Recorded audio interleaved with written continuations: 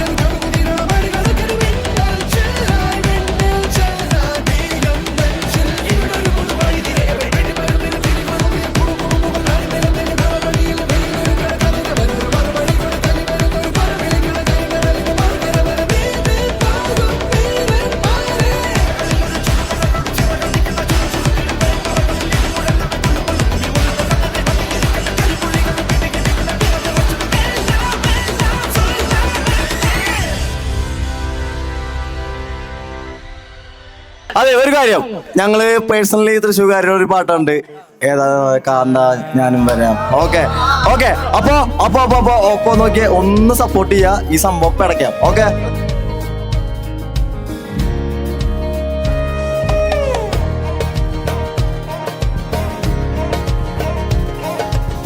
ഇതിലിപ്പോ സ്റ്റോൺ വെച്ചിരിക്കുന്നത് വെറും സ്റ്റോണും മാത്രമാണ്, അതിൻ്റെ ഉള്ളിൽ വേറെ എന്തെങ്കിലും പേപ്പറോ അല്ലെങ്കിൽ അങ്ങനെ?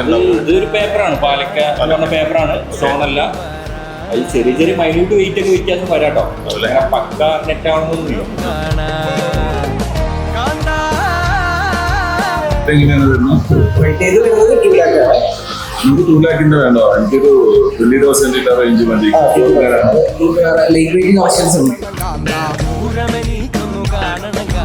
പൂരമെനീക്കൊന്നു കൂടണം കാന്ത, പൂരമെനീക്കൊന്നു കൂടണം കാന്ത, തിമിലയെനീക്കൊന്നു കാണണം കാന്ത, തിമിലയെനീക്കൊന്നു കാണണം കാന്ത, തിമിലയെനീക്കൊന്നു കൊട്ടണം കാന്ത, തിമിലയെനീക്കൊന്നു കൊട്ടണം കാന്ത.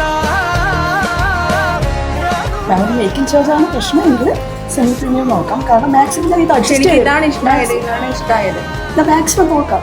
മാക്സിമം മേക്കിംഗ് ചാർജ് കുറച്ചിട്ട് നമുക്ക് നോക്കാം.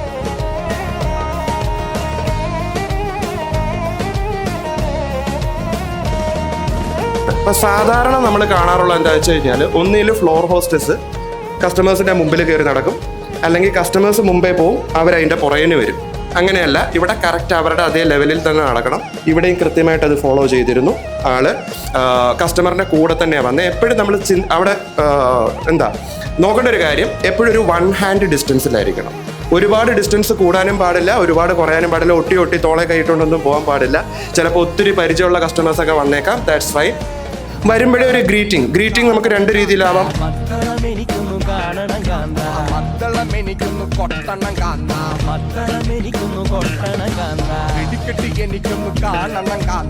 സാറിന് ഗോൾഡിലാണോ നെക്ലേസ് വേണ്ട, ഡയമണ്ട്സിലാണോ? ഡയമണ്ട്സിലാണ്.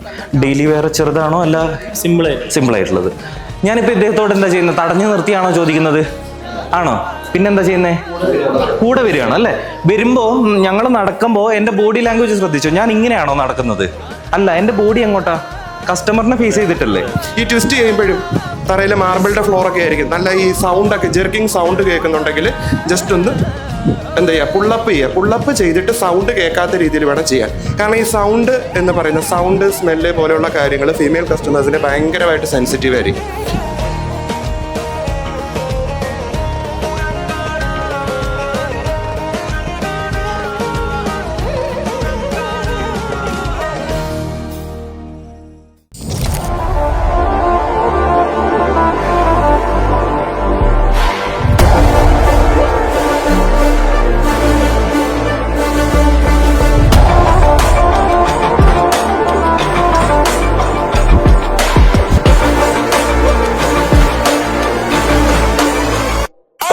Flawless. തൊട്ടടുത്തത് then VVS1 VVS2 then VS1 VS2 then SI1 SI2. അടുത്തത് I1 I2 I3.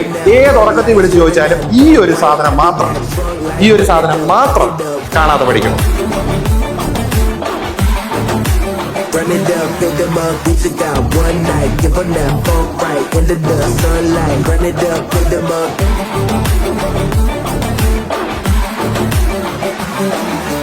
റെഡ് കളറിൽ വന്നാൽ നമ്മളതിനെ റൂബി എന്ന് വിളിക്കും. വേറെ ഏത് കളർ വരികയാണെങ്കിലും നമ്മൾ colour plus sapphire. Run it up, fill them up, give them that.